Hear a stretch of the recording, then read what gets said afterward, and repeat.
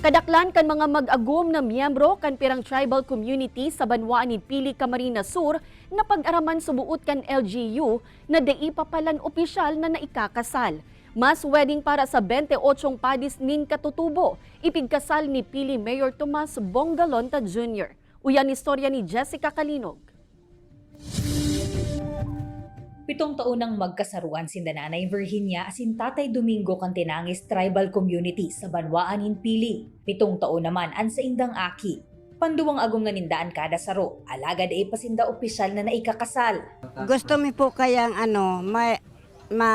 kaming sa kasal tapos magamit kang aki mi ang apelyido niya. Importante mo po sabi ma'am na magpakasal kami nga rin po makaano kami sa pamilya mi.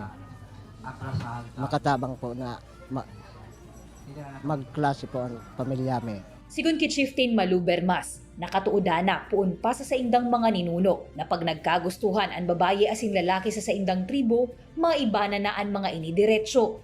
Alagad sa paglihis kan panahon, nabibisto naman subuot kan mga katutubo ang importansya kan kasal asin mga dokumentong kaipuhan para digdi. Importante pong maray dahil ang mga aki po namumulat naman po na makisalamuha sa mga kadaklan na tao. So igwa naman pong medyo nag-i-improve naman na nag-iisip man na makaibang bansa o makamareray maning trabaho. So kaipuhan po ang kasal kang mga magurang. Kan Pebrero 16, sinda Nanay Virginia asin Tatay Domingo kasabay ang 27 iba pang padis gikan sa tinangis asin Kuri Tribal Community. Ani kinasal ni Pili Mayor Tomas Bongalonta Jr. Testigo man sa matrimonya ang iba pang opisyales kan Banwaan. Ang mga katutubo, parte subuot kan komunidad, kaya manindigo sana na sinda pirming kabali man sa mga programa asin interbensyon kan gobyerno. And sa matakang batas ta, once day pa kamo kasal, they are considered as parang non-marital or illegitimate. So saro yan sa PIGA